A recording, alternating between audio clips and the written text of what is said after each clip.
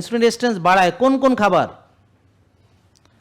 মাত্র 3টা ইনফরমেশন জানলে আপনি নিজেকে ইনসুলিন রেজিস্ট্যান্স থেকে বাঁচাতে পারবেন। টেনশন করলে ইনসুলিন রেজিস্ট্যান্স বাড়ে, রাত জাগলে বাড়ে, আর বেশি খাইলে বাড়ে। এই তো শেষ, বেশি খাইলে বাড়ে। এখন কথা হলো, যাদের ইনসুলিন রেজিস্ট্যান্স অলরেডি হয়ে গেছে তারা যদি অল্প খায় তাও এটা বাড়ে। কিভাবে বাড়ে? কারণ সে অল্প খেলেও ভাত খেলে বাড়ে, রুটি খেলে বাড়ে, ফল খেলে বাড়ে, দুধ খেলে বাড়ে, আর শাকসবজি, মাছ, মাংস, ডিম খেলে বাড়ে না। তাহলে ডাক্তাররা আমাদেরকে কি বলবে তখন? বলবে যে তুমি ডিমের কুসুম খাবে না, কারণ ডিমের কুসুম খেলে ইনসুলিন রেজিস্ট্যান্স বাড়ে না। কিন্তু ভাত খেলে বাড়ে, বলবে ভাত খাও।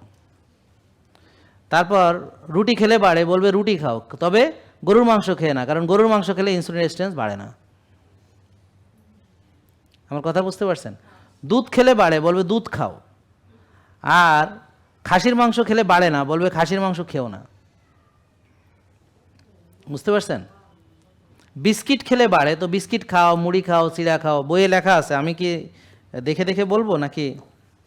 এই যে বইয়ের মধ্যে আছে, এই যে 1600 ক্যালোরির একটা চার্টে দেখেন, সকাল 7টা 8টা বাজে রুটি, তারপরে আবার 11টা বাজে মুড়ি বিস্কিট খই, তারপরে আবার আপনার হচ্ছে 2টা 2:30 বাজে আবার হচ্ছে আপনার ভাত, ডাল, মাছ, মাংস, শাকসবজি, আবার বিকেলের নাস্তায় ফল বা অন্য কিছু, তারপরে রাত 8টা 9টায় আবার হচ্ছে ডাল, মানে রুটি, তারপরে হচ্ছে মাছ, মাংস, শাকসবজি, এবং ঘুমানোর আগে 11টা বাজে দুধ।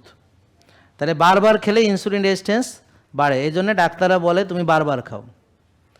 তারপরে ভাত, রুটি, ফল, দুধ খেলে বাড়ে, এই জন্যে বলে যে তুমি ভাত, রুটি, ফল, দুধ বেশি বেশি করে খাও। কিন্তু ডিমের কুসুম খেলে বাড়ে না, এই জন্য বলে কুসুম ফালায় দাও। তারপরে চর্বি খেলে বাড়ে না, বলে চর্বি খাবা না।